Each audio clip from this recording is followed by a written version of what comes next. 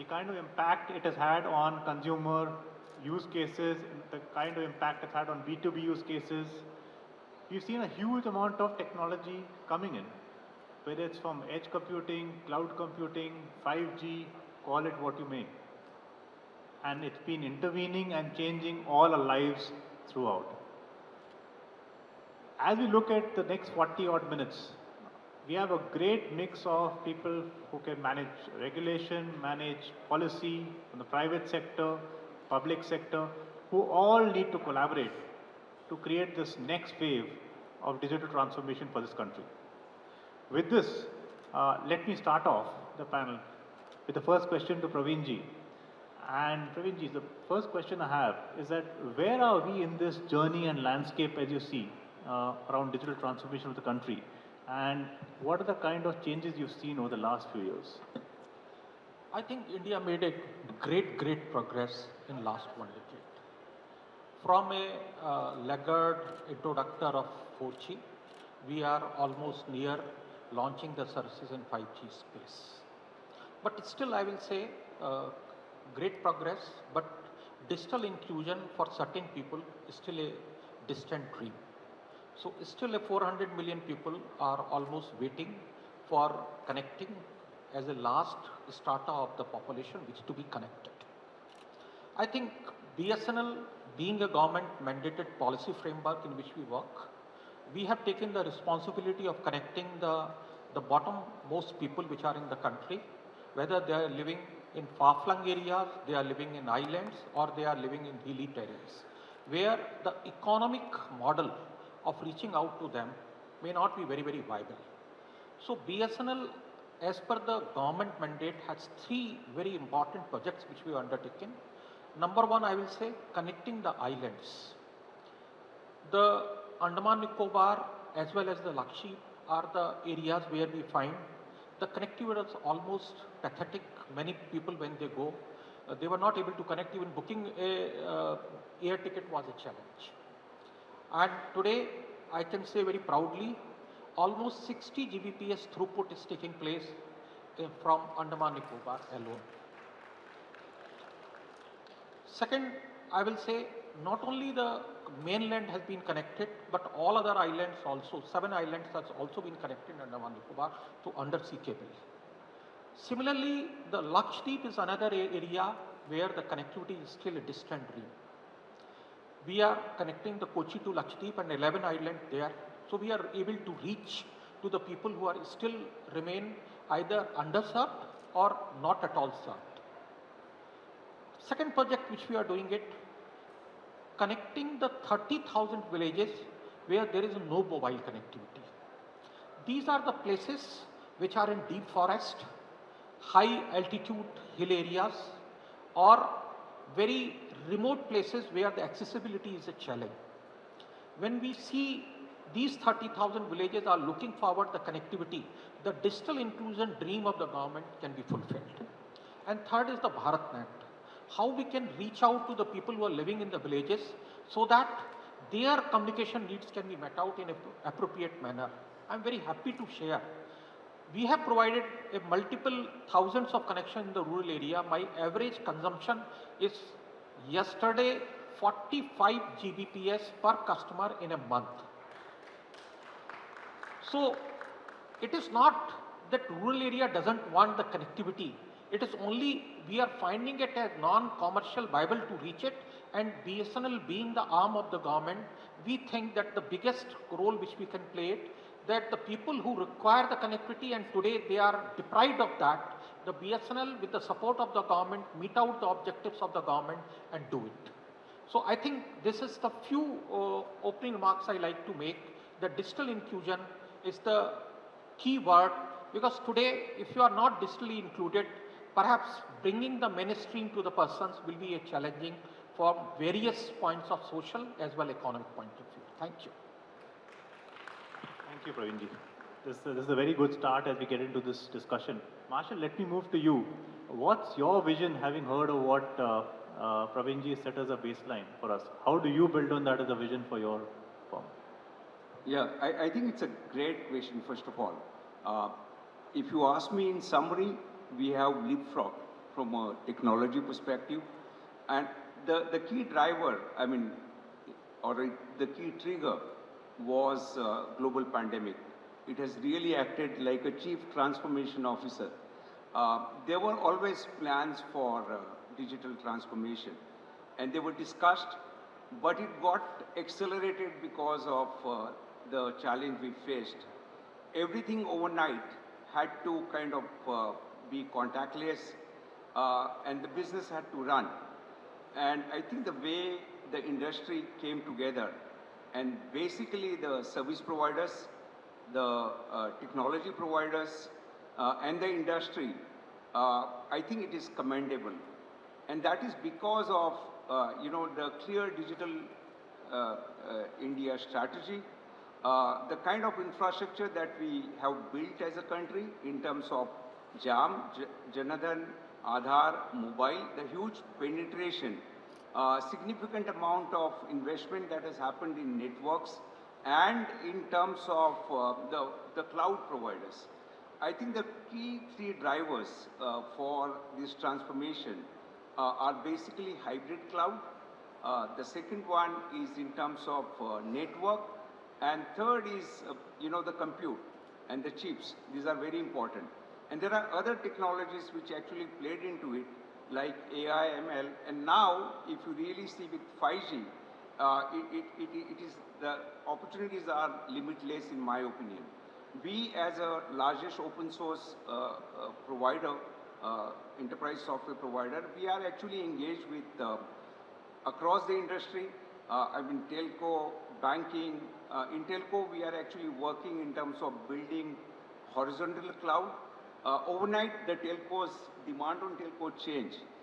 Typically, it used to be huge requirement from the business district that actually went to home. And there had to be an agility built in to actually replay that. So you don't know what future holds, but it is important to build architectures which are open, which are agile, and you have a flexibility and choice. So all in all, there are huge opportunities, but I think what industry has done together is commendable. Whether our clients were trying to kind of stay in business, they were trying to expand or take cost out or connect partners, employees, the only way to stay in the game was using technology. And in that sense, it has really worked very well, so in my opinion. Of course, there's a lot more that can be done. Thank you. Thank you, Marshall. Sanjay, if I come to you now, you heard Praveenji, Marshall, how do you sort of look at the whole landscape, the lens? Is it sort of very much to what Praveenji has said? Are you building on it? Any differences, any strands which they missed out? In terms of the transformation, since you talked about the digital transformation and what we see right now, let me bring in a slightly different perspective. So far, if you think about that, India as a country, our participation in the telecom value chain, if you were to say, was only as a user. So if you see the 2G, 3G, 4G networks in the country were primarily built using equipment which was imported from abroad. On top of that, if you just put together the entire electronics that we are consuming in the country, the data is almost out there that the import of electronics, is exceeding the import of oil. So a few years back, and again, the COVID accelerated that process. It became very clear that there is a business, strategic, and even from a competence level, an urgency to accelerate the Atmanirbharta agenda for telecom equipment to start with, because among all the things that we use in the electronics value chain, telecom equipment is possibly the most impactful in terms of security implications, trust implications, and specifically when the data and usage of telecom network is not only going to every aspect of human being, but for a lot more of our lives, it becomes important that we become self-reliant. So one new change which I have seen and which is visible to all of us when you go around the halls is that the confidence and the competence of the country in building its own R&D driven telecom equipment has dramatically gone up. I think our Honorable Prime Minister said it in a very nice way, that when we build our 5G networks, we should not be importing, and when we do 6G, we should be exporting to the world, and we should become a telecom hub for the world. I think all of that is put in motion. We always had a lot of talent in the country. What was missing is connecting the dots in terms of the market access, which the government has taken a very bold step, providing the right kind of financial support, which again, if you saw the policy announcements yesterday in terms of R&D policies, the PLI policies, I think the ecosystem has been primed up very well. And as an entrepreneur who has seen this whole industry come up, I'm extremely confident that in the next 3 to 5 years, I have no doubts in my mind that India will be a global force and contributing to a much larger play in the digital universe as a contributor to technology, products, and as well as standards. So I'm very, very excited about the way forward here. Thank you. Thank you, Sanjay. And on this note of Atmanirbhar, Rakesh, over to you. You've sort of, we've been talking since the morning, and you've talked about the rapid scale-up you've seen over the last few years. So has the scale-up been more rapid over the last 3 years? And if so, how has the whole policy and things sort of fallen in place for you? So, first of all, a different point of view, right? While there are a lot of incentives offered to the hardware side, I think government has to still kind of look at the software, right? If you look at the world, Microsoft is a software company, right? Facebook is a software company.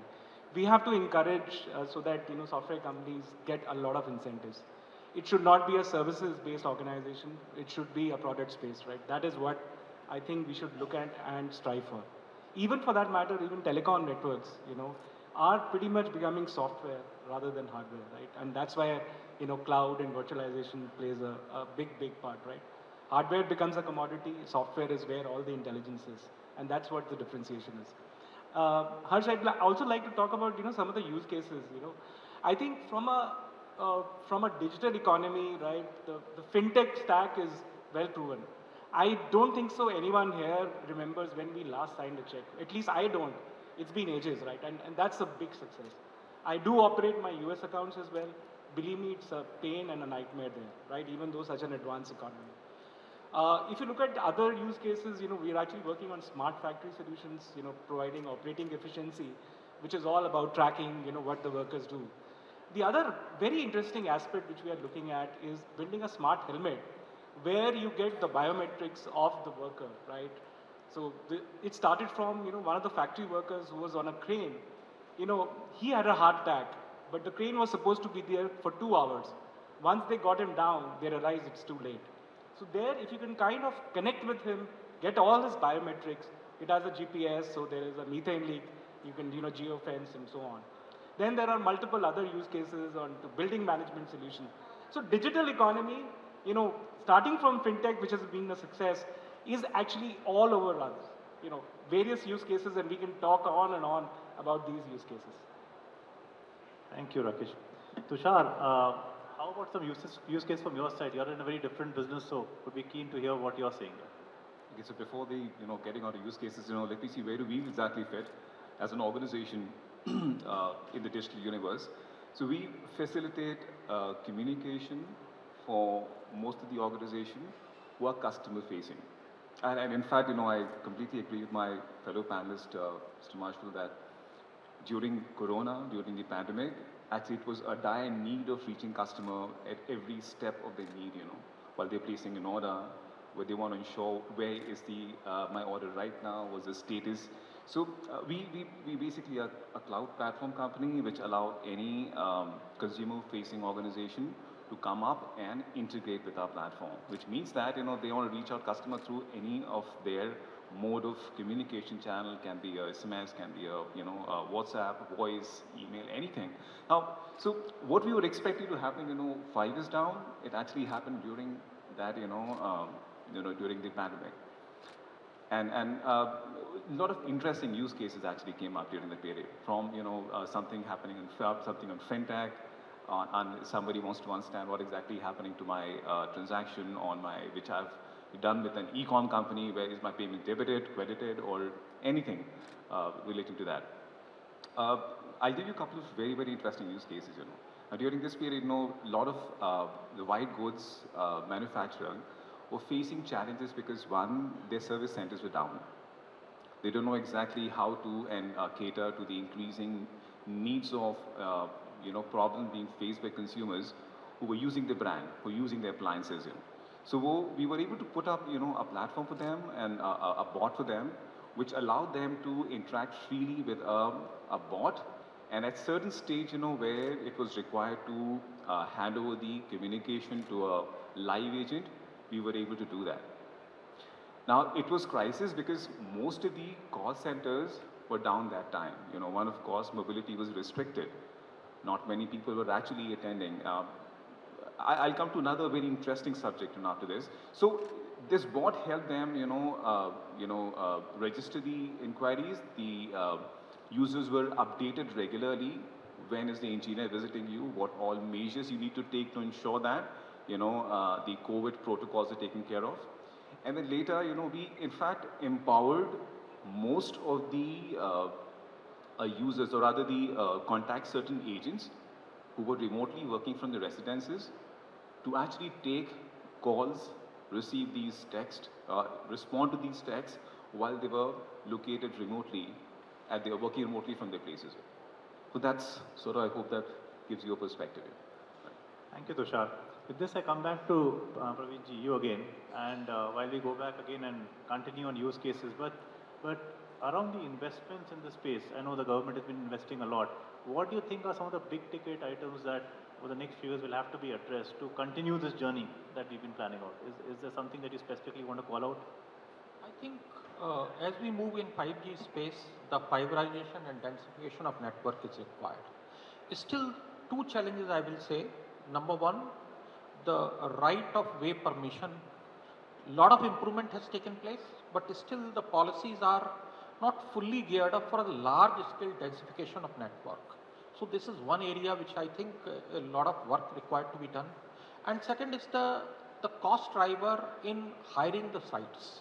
Because ultimately what I see in the country, all operators are facing the cost side challenges unless until we have the very clear policies, both from the government institution and as well as the private controlled spaces. When I talk about, I will say ports, airports, or the large dwelling units where the access has become a very monopolized kind of activity.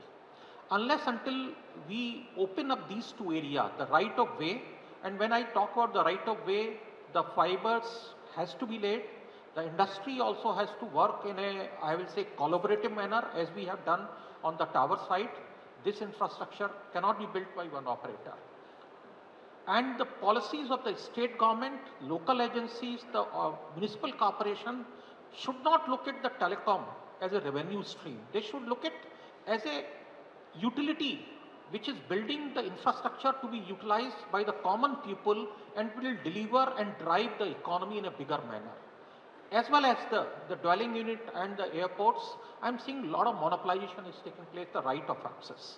If the right of access is not democratized, then the pain of continuing the monopoly prices or the restriction of access will spoil the gain which we have done in the telecom sector. Thank you. Thank you, Praveenji.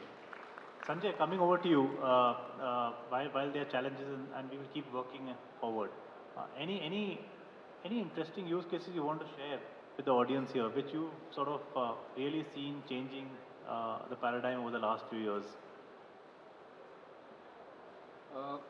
I think from an Indian perspective, if I look at the use cases which will be more relevant and more productive from an economic angle, I envisage should possibly come from rural India. Because from an urban India perspective, lot of the benefits of connectivity are already there. Yes, people will get a faster download speed on their mobile. Most of the homes already have a fiber to the home connection, so they're getting the speeds there. So in my mind, the semi-urban or the rural areas where the industry is located could be one area where a lot of these use cases which you're seeing around would be there, whether it's for manufacturing 4.0, efficiency of manufacturing, efficiency of operating ports, logistics, whatever. Or specifically, I feel where India will benefit and possibly actually invent use cases, or I won't say invent, but productionize use cases which will be, blueprinted in the rest of the world, should come from rural India. My estimation is it could be most likely starting from education, There's a clear need to revolutionize education.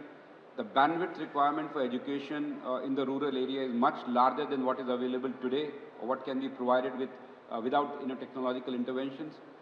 Second use case definitely is related to agriculture. I think there's a lot of productivity gains which can be made. So I actually am expecting and hoping that India would create these use cases, productionize it at large scale, and then the world will learn from us. That's something which we can accomplish and actually really make a good benefit out of the technology that we are seeing. So I really see that it's not going to happen tomorrow, but I do suspect that in the next 18 to 24 months, at least 2 or 3 killer app use cases should be out from India. Thank you, Sanjay. I like the killer app idea. Marshall, over to you. Any strands that you would want to lay down in terms of, again, some interesting use cases? Sanjay mentioned a few areas. Is your experience pretty similar, or have you experienced other areas also picking up equally strongly? So, I think sky is the limit, in my opinion. And as Sanjay said, India as a country has a huge opportunity to actually take a lead. There are some fundamental pillars or core part of digital infrastructure which have already been laid out. 5G, hybrid cloud. I think very soon we will see edge cloud, which is, I think the cloud access or presence is only there in large cities, right? Telcos have presence across the country, and that is where manufacturing locations are. You spoke about rural India. That is where the presence is. So once you get this in place, I think a lot of use cases will involve with actually startups, which is ecosystem which is very vibrant. In my opinion, it's an ecosystem play. So we will find use cases across various industries. FSI, we have seen a lot of successes already, but there are still a lot of unbanked people. Okay, how do we reach these services to those people? Agriculture, how do we improve the income for farmers, get a better yield? Control. In fact, it is also an opportunity from a sustainability perspective because everything can be targeted. Look at automobile. That's another area where a lot of use cases are going to evolve. Education, I think was mentioned. Augmented reality, virtual reality, the ratio of teacher to student, all those issues can be actually addressed. So and we saw quite a few use cases. If you just walk across the various stalls, smart industry 4.0, smart manufacturing, healthcare, agriculture, there are quite a few which are evolving. So I think it is a very interesting space, and I agree with other panelists that India has a huge opportunity here. Thank you, Marshall. Rakesh, we did talk of use cases. My question to you is twofold. One, you did talk about where the government could do a better role in terms of software. But anything else which you think from a collaboration perspective, whether it's private to private sector, private to public sector, which all of us can work on and sort of take us to the next level of progress? I think first of all, we have to acknowledge that a startup ecosystem has to come in place, right? And one of the biggest learning in startups is actually we should appreciate failure. I'll tell you my story. I mean, I was in a corporate job, a cushy job, but I always had the desire to start my own. And when I started 4 years back, my father-in-law didn't talk to me for a month. He was worried that whether I'll be able to take care of his daughter or not. But that's the reality. I mean, today it is looked upon, even though whatever we might say, right? I mean, today we've grown to 500 people. I think the overall ecosystem in terms of government incentives, in terms of availability of capital, and the biggest problem is specifically in software industry is availability of talent. I think that's the biggest problem. I mean, and I'll tell you my story, right, where you're talking to a candidate for 90 days. He's 18, till the 89th day, he's there. He's there ready to be onboarded. 90th day, his phone is switched off with a mail while I was very interested, but due to unforeseen circumstances, blah, blah, blah. I mean, this is a story.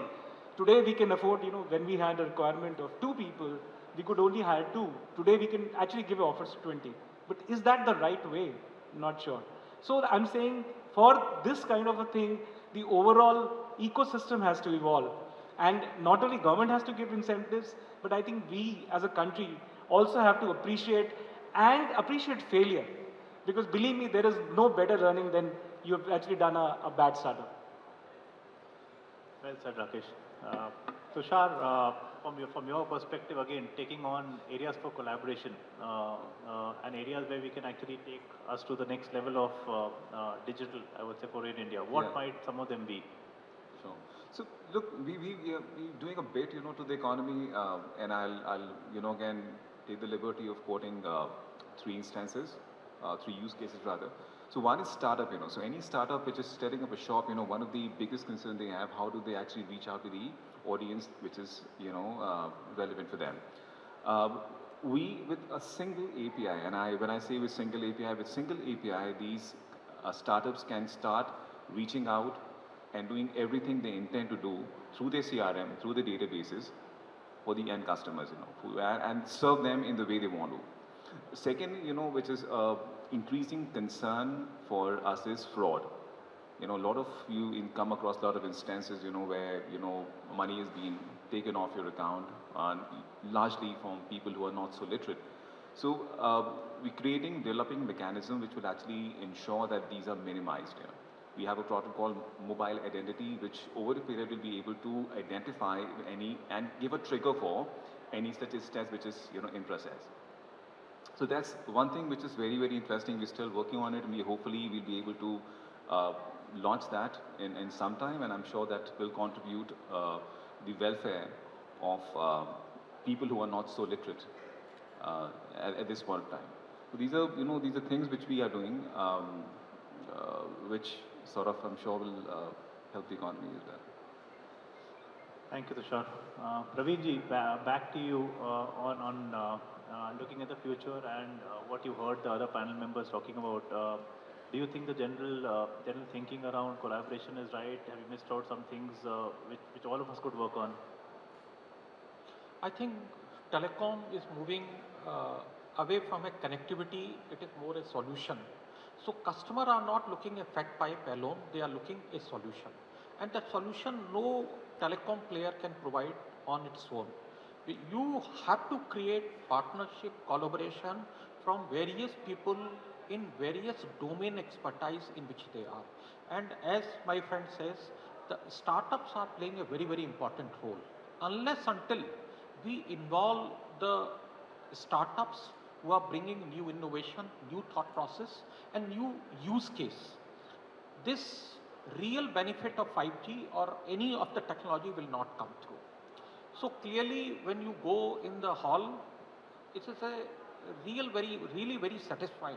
Let me put it as a very proud country citizen that we used to see hardly 1 or 2 people who were in equipment manufacturing. 5G, every second stall is a 5G innovator. I think that reflect the kind of confidence the people have in the country's economic policies. And second aspect, they have the faith in themselves that there is somebody there to fund them. So I think very strong startup ecosystem has been created. All telcos, if you go to the shop of any telco, nobody is showing the connectivity. Everybody is showing the solution, what they can bring. And none of the solution is coming from their in-house. Everybody is collaborating. Even in my exhibition, I will say there are 5 people whom I am participating. If you go Airtel, Jio or Voda, everybody is trying to bring more and more partners in their ecosystem. So I think goal is very, very clear for any telco. The days of plain vanilla connectivity is over. We are moving to broad, clear, I think path. Number one, it will be a network of networks. So there will be multiple networks which will be collaborating and coming on a single network. So private captive networks is the future, that's number one. You require the specialized knowledge of that particular industry or that particular area where you have to have a collaboration. This will not come from in-house. You require a lot of partners and collaboration where the very, very strong, I will say, startup ecosystem in the country is coming handy to all of us to take the connectivity and usage and drive the consumption of data in a bigger manner. Fintech is one example. Every third person, if you look in the country, is working on fintech. And excellent, I will say, ease of business is being created. Aadhaar has given such a wonderful mechanism and platform to work upon.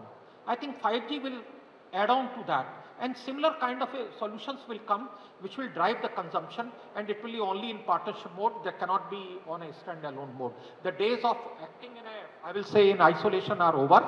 We have to work only in only one way. Let's take more and more people with you so that the whole digital journey become more inclusive.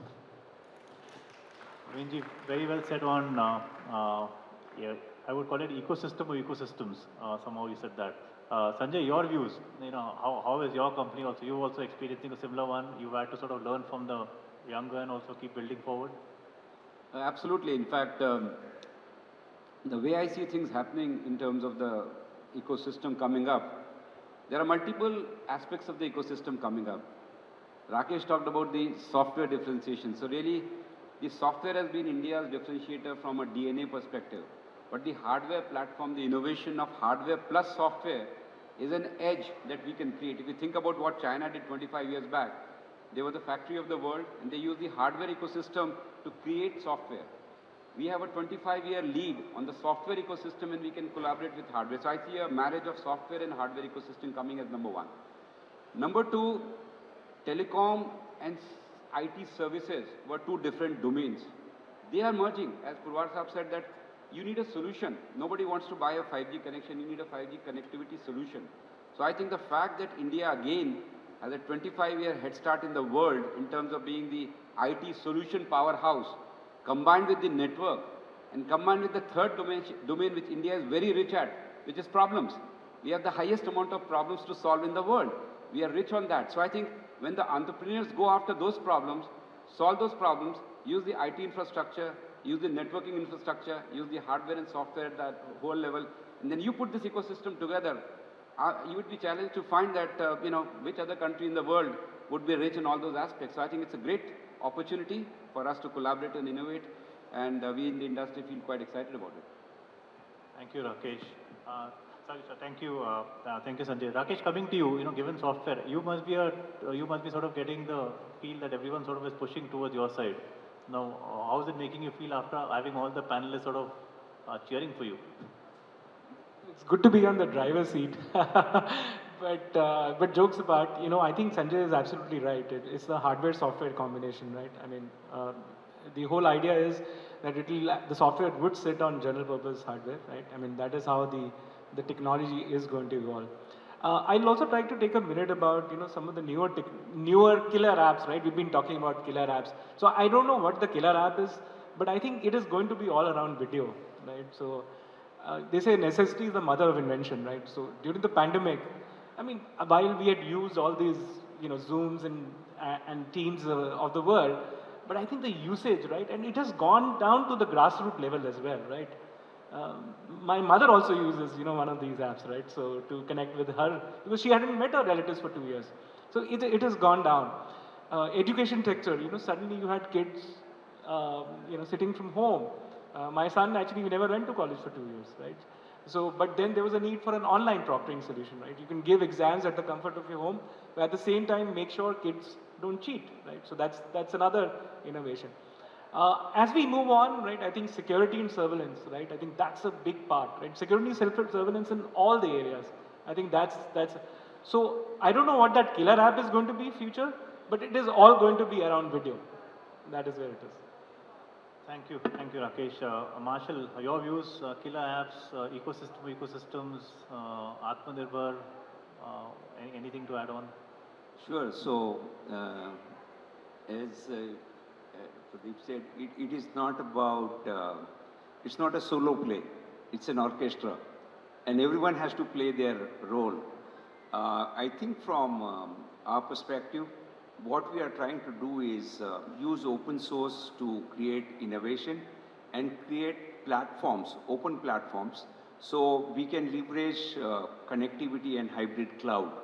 That's where the focus is. It's all about, and I don't want to get into a debate of hardware or software. It is, at the end of the day, solution. And it is all about killer apps that you can bring to life. So how quickly you can bring so there are two key activities. Either you bring in new apps or you maintain the current apps, right? That's what it is at the end of the day. And everything else is underlying. So where we are focusing on is actually the platforms, okay? And building application development platform, which actually it can work wherever, whichever cloud you want to work, public, private, whichever way, so that you can actually future-proof your architecture. And the ecosystem has a role like startup, application providers, system integrators, OEMs, hyperscalers, service providers. So as I said, everyone has a role to play. And finally, I think today we have reached to a situation where what government is trying to do in terms of improve citizen services or make sure that there is a revenue enhancement, or what corporations are trying to do in terms of creating a stakeholder value, whether it's top line, bottom line, risk mitigation, etc., or the reach to market or differentiating in the market. It's a matter of how quickly you can bring those applications. I think the ecosystem is laid out. It's about how various stakeholders can work together to make sure that this killer application come to life as quickly as possible. Thank you, Marshall. I think we have about 6 minutes left, so I'll sort of come back to all of us, and although in a different order this time. But perhaps as I come back to you people, I would like you to just think through one thought that you would like to leave the audience with as we end the discussion today. Tushar, over to you to start off with. Is there any thought? And firstly, maybe if you disagree to anything which the panel members have said, we are happy to take that on board. But apart from that, one thought for the audience here. Sure. So one, we're just talking about applications and how they are actually cluttering the handsets.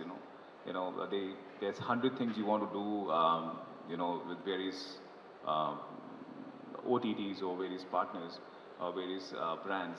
But is your phone good enough to actually accommodate those 50, 100 applications? And as you know, the consumerism is on the up. You see more and more brands reaching out to you digitally.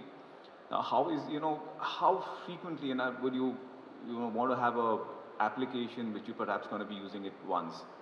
So what is the way out for this?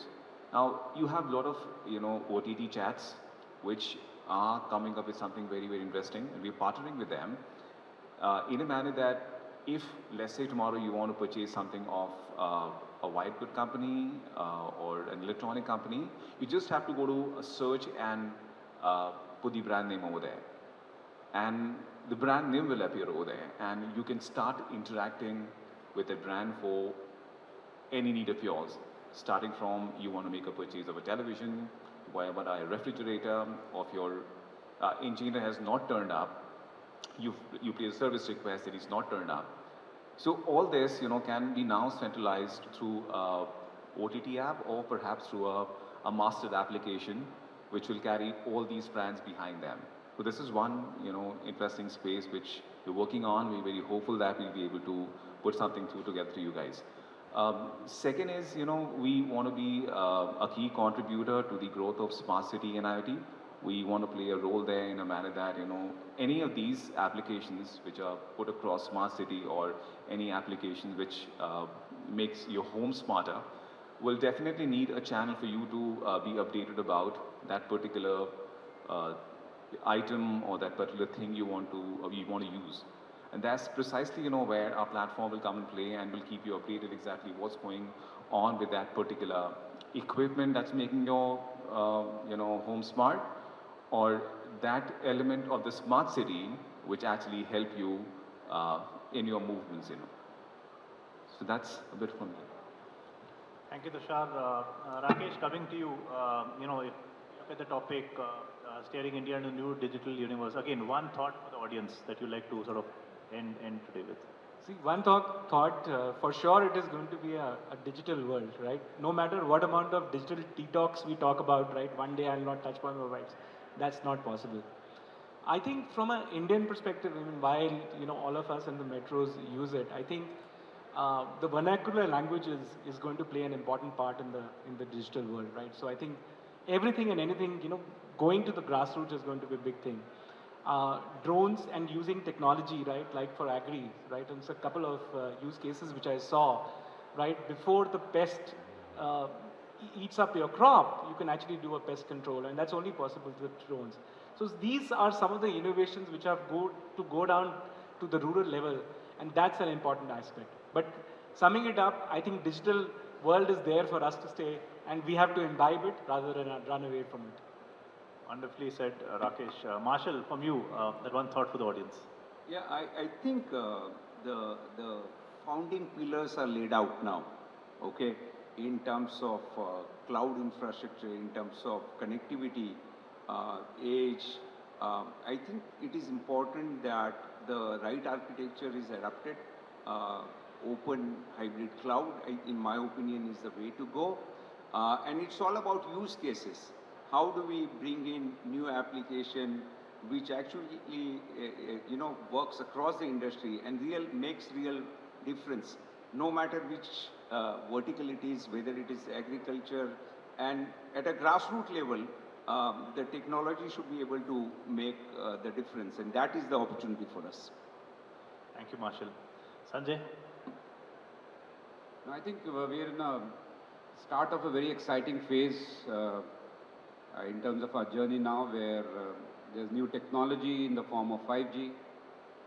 There's a whole new energy in terms of Atmanirbharta, in terms of our own equipment, our own software, hardware products, applications, apps, use cases. So I think the whole ecosystem approach that is being taken by the industry and the government, the kind of opportunity which is unique to India, which can be replicated around the world, I think this would possibly be marked as a landmark stage of this new stage of our journey, where we are contributing in multiple dimensions rather than just being a consumer of technology from the rest of the world. So that's what I'm excited about. Mr. Sanjay. Praveenji? I think 2 points which I like to say. A lot of entrepreneurs and startups are here in the room. If you look at the majority of applications are directed toward the problem solving of urban middle class. Still a large section of the people are away where their problems are being solved by the startups. So lot of areas are there, new areas are there. Please look into that and solve the problems, because beyond urban middle class also, there is a big opportunities are waiting for being solved. And number 2, I will say for the operators very clearly that connectivity has to be robust. It should be meeting the needs of the people. At the same time, it should be digitally inclusive to all sections of society and all geographies in the country. Thank you, Praveenji. And thank you to all in the audience for listening us through, and thank you to all the panel members. I think we've learned a lot. In summary, I would say the platform's been set, the sky is the limit. And thanks once again to all the panel members. You made my life very, very easy, and I'm sure the audience enjoyed interacting with you. Thank you very much.